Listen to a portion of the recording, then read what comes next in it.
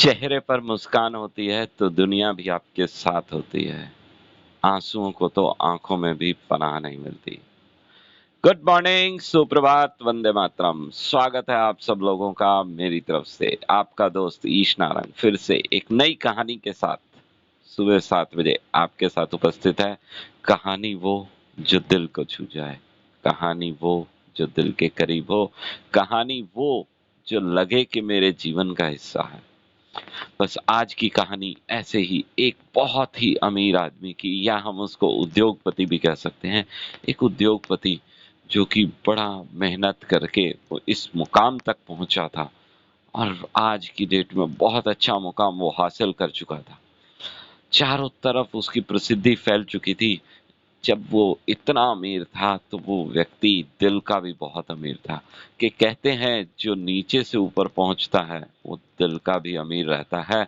अगर वो कमाता बहुत है तो वो लोगों की सेवा भी बहुत करता है, उस पैसे को अच्छी जगह पर भी उपयोग करता है। तो ऐसी ही एक आदत उसने भी अपने साथ रखी हुई थी, वो ये कि हर महीने, पूरे महीने में एक बार वो किसी भी दिन 100 दृष्टिहीन व्यक्तियों को भोजन करवाया करता था। आपने बहुत बार सुना होगा इस तरह की बहुत सारे प्रयास हिंदुस्तान में किए जाते हैं। बाहर का मैं नहीं कह सकता, लेकिन हिंदुस्तान में आज भी लोग दान पुण्य में बहुत विश्वास रखते हैं। तो बस हर महीने 100 व्यक्तियों को भोजन करवाना ये उसका नियम बन चुका था और ऐसे ही कई साल बीत चुके थे। और एक दिन क्या हुआ कि उस दिन 100 दृष्टिहीन व्यक्तियों को भोजन करवाने का दिन था और भोजन बन रहा था। उसका रसोइया परमानेंट था। हर बार वही हलवाई या वही कैटरिंग वाला या वही रसोइया भोजन बनाया करता था। और इस बार भी वो भोजन बना रहा था और वो रसोइया भी बड़े मन से भोजन बनाया करता था। अपनी पूरी मेहनत उस भोजन में लगाया करता था। कहते हैं कि वो इस काम के लिए बहुत अधिक मार्जिन भी नहीं लेता था, बड़ा ही जायज पैसे लिया करता था। कि वो चाहता था कि मेरी तरफ से भी जो कंट्रीब्यूशन हो सके वो मैं भी कर सकूं। और जब इतना अच्छा पुण्य सेठ जी कमा रहे हैं, थोड़ा सा मुझे भी मिलना चाहिए। तो बस ऐसे ही, लेकिन उस दिन नियति को कुछ और ही मंजूर था। जब भोजन बन रहा था तो ऊपर आकाश में एक चील उड़ता हुआ जा रहा था और उस चील के पंजों में एक सांप फंसा हुआ था और वो सांप तड़प रहा था। वो प्रयास कर रहा था कि मैं किस तरह से इस सांप, इस चील के पंजों से अपने आप को छुड़ा सकूं। इसी प्रयास में उसके मुख से, सांप के मुख से कुछ विषैली बूंदें टपकी और वो सीधा उस खीर में गिर गई। खीर जो दृष्टिहीन व्यक्तियों के लिए बन रही थी, जो वो बड़े ही पवित्र हृदय वाला हलवाई बना रहा था और जिसको बनवाने में वो उद्योगपति का पैसा लगा हुआ था। और खीर में कुछ विष की बूंदें गिर गई और वो किसी को नहीं मालूम हुआ। लेकिन खीर तो विषैली हो गई और वो खीर जो विषैली हुई, सब लोगों ने खाना खाया। खाने के बाद जब खीर परोसी गई और वो खीर खाने से वो सभी दृष्टिहीन व्यक्ति, सभी तो नहीं, कुछ मर गए, कुछ तड़प रहे थे, उनको हॉस्पिटल में एडमिट करवाया गया। लेकिन ये बहुत ही बुरा हुआ और ये समझ नहीं पा रहे थे कि क्या हुआ, कैसा हुआ। वो जो उद्योगपति था वो बहुत ही परेशान हो गया। वो अपनी तरफ से पूरा प्रयत्न कर रहा था कि जो बचे हुए व्यक्ति हैं उनको बचा लिया जाए, जो बचे हुए दृष्टिहीन हैं उनको बचा लिया जाए। और देखिए क्या कहानी ने इस समय मोड़ लिया कि जिस समय हॉस्पिटल में जो बचे हुए दृष्टिहीन व्यक्ति थे उनको एडमिट करवाया गया, उनमें से कुछ व्यक्तियों की दृष्टि लौट आई। सभी की नहीं, कुछ व्यक्ति उनमें से मर गए। तो अब बात ये उठती थी कि क्या ये अच्छा हुआ या बुरा हुआ। इस चीज को कोई भी समझ नहीं पा रहा था कि क्या हो रहा है। और कई दिन वो उद्योगपति बड़ा ही परेशान रहा और एक दिन उसने निश्चय किया। वो सुबह सुबह उठा और घर से निकल गया, ये समझने के लिए, ये जानने के लिए कि मैं किसी पवित्र हृदय व्यक्ति से या किसी साधु संत से ये पता करूं कि ये क्या हुआ, क्या इस कृत्य का मुझे पाप लगेगा या पाप उस हलवाई को लगेगा। ये बड़ी ही असमंजस की स्थिति थी और वो चिंतित था इतने दिनों से, और वो इस चिंता में एक दिन घर से निकल गया और घूमते घूमते वो एक गांव में पहुंचा। जब वो गांव में पहुंचा तो रात हो चुकी थी। गांव में चौपाल लगी हुई थी। चौपाल पर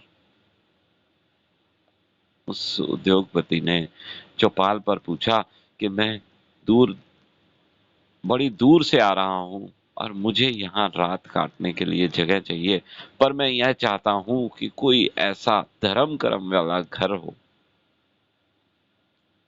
कोई ऐसा व्यक्ति हो, कोई ऐसा परिवार हो जहाँ पर धर्म को प्राथमिकता दी जाए, पवित्रता हो। मैं उस घर में आज की रात बिताना चाहता हूँ।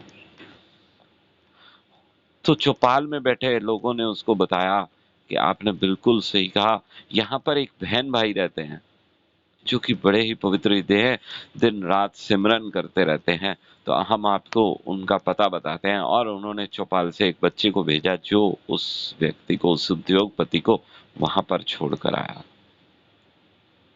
जब वो उस घर में प्रवेश किया, उसने बहन भाई से कहा कि मेरे साथ मैं कहीं जा रहा था तो मुझे चौपाल पर बैठे लोगों ने आपका एड्रेस दिया कि मैं शाम को, आज रात को आपके घर पर रुक सकता हूँ। तो वो बहन भाई बड़े ही प्रसन्न हुए, उन्होंने उसकी सेवा करी और वो वहां रुक गया। रात को सुबह सोया, सुबह जब उठा तो देखता है कि जो लड़की है वो वहां पर उपलब्ध नहीं है, लड़का वहां है। और कुछ देर के पश्चात वो लड़की भी वहां आ गई। तो भाई अपनी बहन से क्या बातें कर रहा है। भाई अपनी बहन को कहता है कि आज सिमरन पर तुमने इतनी देर लगा दी, क्या हुआ तुम्हें पता है? यात्री हमारे घर में आया हुआ है, हमारे घर में मेहमान आया है, उसके लिए रसोई बनानी थी, उसको खाना खिलाना है ताकि वो समय पर आगे जा सके, उसने बहुत दूर जाना था। तो कहती है भैया आपकी बात बिल्कुल सही है, लेकिन ऊपर बड़ी ही बात एक फंसी हुई थी। तो बड़ी ही उत्सुकता से उसके भाई ने पूछा कि ऐसा क्या था जो तुम्हें इतनी देर लग गई। ये सभी बातें दूसरे कमरे में वो राजा भी सुन रहा था। तो लड़की कहती है कि भाई, ऊपर धर्मराज के पास एक बड़ा ही अजीब सा किस्सा आया हुआ है। वो किस्सा क्या बताती है कि एक धनाढ्य, एक उद्योगपति हर महीने 100 लोगों को भोजन करवाता है, और कल भोजन में ये बात हुई। ये बात सुनकर वो उद्योगपति भी बड़ा हैरान हुआ। तो उसका भाई पूछा, अच्छा आगे क्या हुआ? वो ये कहते हैं कि उस विषैली खीर को खाने से इतने लोगों की मृत्यु हो गई, कुछ लोगों की दृष्टि वापस आ गई और कुछ लोग अभी भी अस्पताल में एडमिट हैं। तो वहां पर समस्या ये थी धर्मराज के आगे कि इसको पाप बोला जाए, पुण्य बोला जाए, या क्या किया जाए, और पाप का भागीदार किसको बनाया जाए?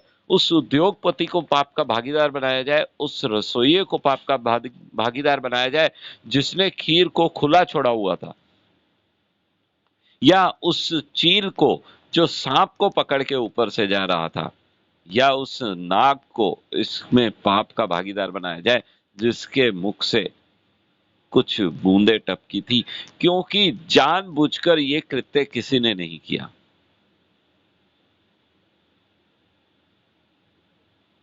जानबूझकर किसी ने भी ये कृत्य नहीं किया, तो पाप का भागीदार किसे बनाया जाए इन सब लोगों में से? ये सुनकर उद्योगपति भी बड़ा हैरान हुआ। अभी भी उस समस्या का हल नहीं निकला। तो भाई बहन बात करते हैं, चलो कोई बात नहीं, वो कल देखेंगे, अभी हम फटाफट से उस व्यक्ति के लिए, उस यात्री के लिए खाना बनाते हैं, उसको खाना खिलाते हैं ताकि उसको देर ना हो जाए। और उन्होंने जल्दी से खाना वाना बनाया, यात्री को खाना खिलाया। यात्री खाना खाने के बाद उसने एक बात कही। वो यात्री बड़ा ही परेशान था, जानना चाहता था कि आगे क्या हुआ। ये जानने के लिए उसने उस भाई बहन से एक निवेदन किया कि क्या मैं एक दिन के लिए और यहाँ रुक सकता हूँ? मैं लेट हो गया हूँ, आज मैं जा नहीं पाऊंगा, कल सुबह मैं निकलूंगा। तो राजा वो भाई बहन बड़े ही प्रसन्न होते हैं, कहते हैं कोई परेशानी नहीं है, आप रुक सकते हैं। और वो वहीं रुक गया। अब देखिए दृश्य परिवर्तित होता है, कहाँ पर जाता है? जाता है उस चौपाल पर। उस चौपाल पर जिस पे रोज लोग बैठते हैं और उनका क्या रहता है कि गपशप रहती है। वहाँ गपशप चल रही है और उस चौपाल पर बातें क्या शुरू हो जाती हैं? बातें ये शुरू होती हैं कि ये जो व्यक्ति आया था, हमने उसको बड़ा भला व्यक्ति समझ के उनके घर में रुकने के लिए बोल दिया और वो वहाँ एक दिन नहीं, एक दिन और रुक गया। हमें लगता है कि उस व्यक्ति की नीयत खराब हो गई है, उसकी नज़र खराब हो गई है उस लड़की पर। घर में जवान लड़की है और वो एक दिन और रुकने के लिए कह रहा है।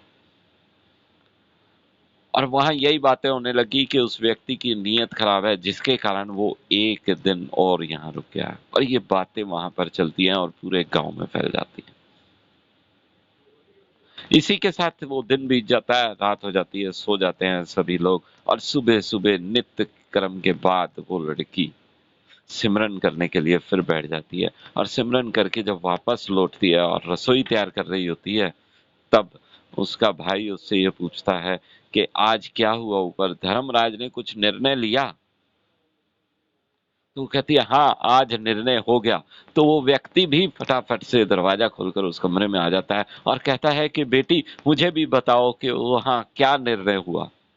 तो बिटिया कहती है, वो लड़की ये कहती है कि आज निर्णय ये हुआ कि उसके पाप का भागीदार चौपाल पर बैठे हुए उन सब लोगों को बना दिया गया।